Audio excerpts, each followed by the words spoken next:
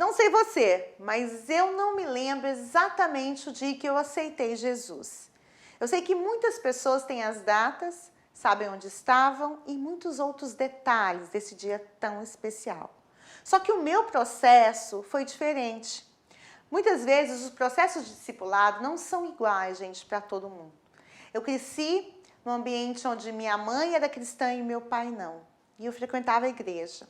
Eu me lembro de ter dito sim para Jesus algumas vezes, muitas vezes, apenas para ter certeza. Você também fez isso? Independentemente de como a sua história foi quando você disse sim para Jesus, se foi um processo, se teve um momento que se dividiu entre antes e depois de você conhecer Jesus, hoje eu quero que você pare para analisar um pouquinho. Talvez nessa conversa você verá que a sua resposta a Jesus, ela se deu num contexto de relacionamentos. Para mim, o meu processo de discipulado e de dizer sim para Jesus envolveu o pastor Genésio, que colocou toda a igreja num compromisso de leitura da Bíblia. A minha líder de pequeno grupo, Andréa Catermol, que reunia com os jovens todo sábado à tarde. O mesmo a Alba, minha mentora, que conhecia toda a minha família, minha história, meus problemas. Como vocês podem ver, discipulado é sempre relacional. Tornar um discipulado relacional talvez nem seja uma questão que precisa de redefinição. Faz parte da essência do discipulado, não é? Mas antes de falarmos das nossas estratégias de discipulado, nós precisamos ver o que não muda neste processo de redefinição. Quando Jesus, gente, convidou os 12 discípulos para serem seus seguidores, ele fez um convite para segui-lo. E Jesus passou 3 anos vivendo muito próximo a eles. E quando é que nós conhecemos realmente uma pessoa? Gastando tempo e dividindo a vida com ela, não é mesmo? Existe uma expressão que nós usamos que fala o seguinte: comer 1 quilo de sal juntos. Essa expressão, ela está relacionada ao tempo que 2 pessoas estão juntas, fazendo refeições, envolvidas numa rotina. Vocês já participaram de alguma viagem missionária? Perceberam quão perto nós nos tornamos das pessoas durante esse tempo? A gente gasta um tempo tão grande que a gente já passa a conhecer essa pessoa. A gente come 1 quilo, quase 1 quilo de sal juntos. Não existe outra forma de ser um discípulo de Jesus fora de um relacionamento com Ele. E não tem jeito de fazer discípulos sem que tenhamos um relacionamento com outros. Discipulado, gente, é um convite para participar da vida juntos. É conhecer o outro e deixar-se ser reconhecido, enquanto nós vamos crescendo no conhecimento de Jesus. O que nos leva para a segunda coisa que não muda no discipulado. Que o discipulado, ele é sempre pessoal.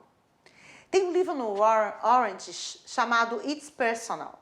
Esse livro ainda não foi traduzido ainda para o português, mas na sua essência, ele fala sobre a trajetória de Jesus, que quando Jesus viveu na terra, a caminho da cruz, para salvar o mundo, ele parou e teve vários encontros, encontro com pessoas, encontros individuais. Ele salvou Zaqueu. Ele sabia o nome de Zaqueu, sabia onde ele vivia, sabia da vida dele, sabia tudo que Zaqueu tinha feito de errado. Vejam, o discipulado, ele é pessoal. E eu digo mais ainda, ele é pessoal porque o processo de seguir a Jesus não é o mesmo para todas as pessoas, não é mesmo para mim nem para você. Vocês lembram como foi o chamado dos discípulos? O chamado de Mateus foi diferente do chamado de Tiago. O discipulado, ele é pessoal porque ele muda quem nós somos internamente. Quando nós, do Pense Laranja, falamos em desenvolver uma fé autêntica, nós queremos que nossas crianças e os nossos adolescentes construam uma fé sólida. Nós estamos falando que queremos que eles confiem em Jesus de tal maneira que transformem a maneira que eles veem a Deus e como eles veem os outros. E a Bíblia, gente, a Bíblia é cheia de histórias de pessoas que foram transformadas ao seguir a Jesus. Seguir a Jesus está conectado ao ato de transformação. O discipulado não é algo estagnado, parado. Por isso que nós precisamos, gente, ser humilde e reconhecer que nós não temos todas as respostas. Por isso nós queremos trazer aqui alguns pontos para a gente repensar o discipulado. E, em primeiro lugar, nós precisamos, então, priorizar os relacionamentos. Se discipulado é sobre relacionamento, então, gente, nossos ministérios precisam constantemente repriorizar os relacionamentos, sendo este um pré-requisito essencial para o crescimento dos nossos jovens e adolescentes na fé. Muitas vezes nós achamos que ter um bom comunicador, ter um bom palestrante é suficiente. Ter um excelente programa é suficiente, mas não. Não é.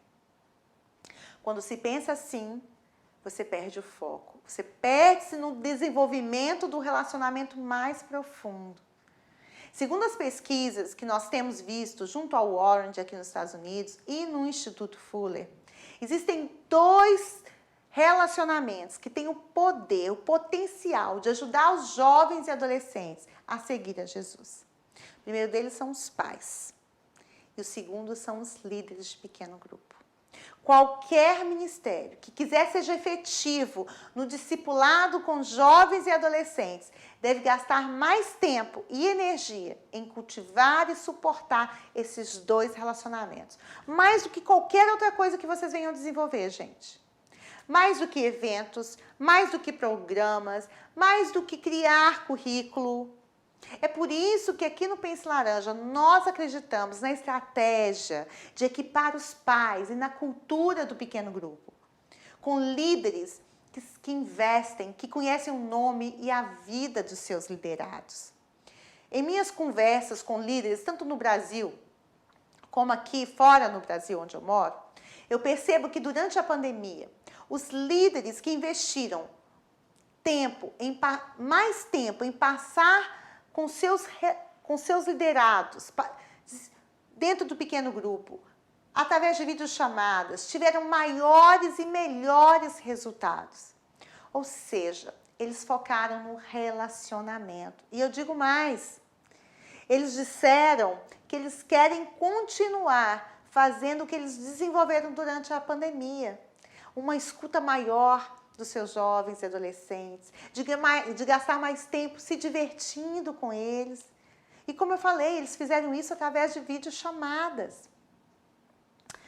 Muitas vezes, gente, nós focamos e ficamos tão ocupados fazendo programas, criando currículos, que nós deixamos os relacionamentos de lado. Achamos que não é importante. E para ser sincera, é mais fácil fazer programas do que investir na vida das pessoas. Em segundo lugar, nós precisamos redefinir o que é ser espiritual. Nós precisamos entender que fazer discípulo é mais do que medir o quanto uma pessoa sabe sobre a Bíblia, ou quantos versículos ela sabe de cor. Discipulado é mais duradouro quando ele é baseado no crescimento e na transformação da pessoa. Ele tem mais a ver, gente, com o que a pessoa é, do que o que ela pensa, com o que ela faz.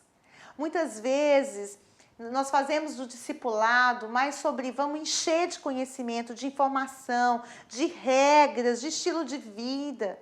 Mas por quê? De novo, por que nós fazemos isso? Porque é mais fácil de mensurar, de medir. É mais fácil ver quantos compareceram e trouxeram suas Bíblias do que acompanhar de perto o quanto eles estão crescendo na fé e na percepção de quem é Deus. Discipulado muda como a pessoa se vê, aonde ela pertence e qual é o seu propósito na vida. Ser discípulo de Jesus deve afetar quem nós somos, o nosso senso de pertencimento e o nosso projeto de vida.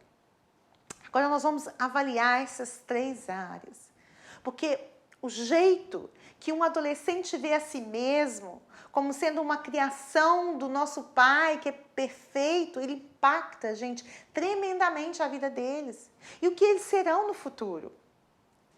Existe um projeto aqui nos Estados Unidos chamado Fases, do próprio Warren. Eles estudaram diferentes fases de desenvolvimento da criança e do adolescente.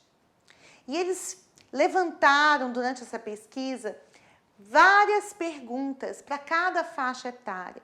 E para os nossos jovens e adolescentes, as perguntas que eles querem mais saber as respostas para elas são as perguntas: onde eu pertenço? Por que eu deveria acreditar? Eu tenho valor? O que eu irei fazer? Nós precisamos discipular estes jovens e adolescentes de maneira que respondamos a estas perguntas à luz da Bíblia, ao invés de enchê-los de informações que não vêm de encontro, não responde à pergunta deles naquele momento. Faz sentido isso para vocês? Em segundo lugar, nós vamos analisar agora o senso de pertencimento. Nós devemos redefinir o nosso discipulado para o onde e o como você pertence, porque isso importa mais do que o acúmulo de informações que você tem. E eu vou dar um exemplo que Jesus nos deu, um exemplo maravilhoso, que foi o exemplo do filho pródigo, que vocês conhecem muito bem. O filho mais novo pediu a sua herança e saiu de casa, saiu pelo mundo. Fez todas as coisas erradas que nós falamos que não é para fazer e perdeu tudo. Quando ele se deu conta da vida que ele estava levando, ele resolveu voltar para a casa do pai.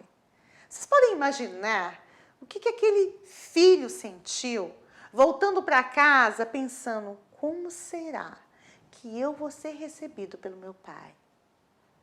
Mas a surpresa foi ao seu pai quando viu, saiu ao seu encontro e o abraçou, dizendo: meu filho que estava perdido foi achado. Dizendo de outra maneira, meu filho que estava fora de casa se perdeu, mas agora retornou para o lugar que ele pertence. Jesus contou essa história e disse que o pai fez 2 coisas. Primeiro, ele deu um anel como sinal de que ele pertencia à família. E mandou dar uma festa para mostrar que ele pertencia a uma comunidade e que o amava. Deixou uma mensagem clara: aqui, filho, esse é seu lugar.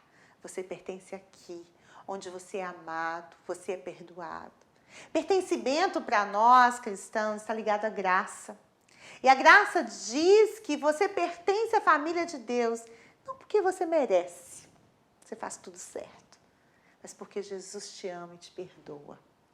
Os adolescentes precisam de pessoas que conhecem eles, que acolhem, que perdoam.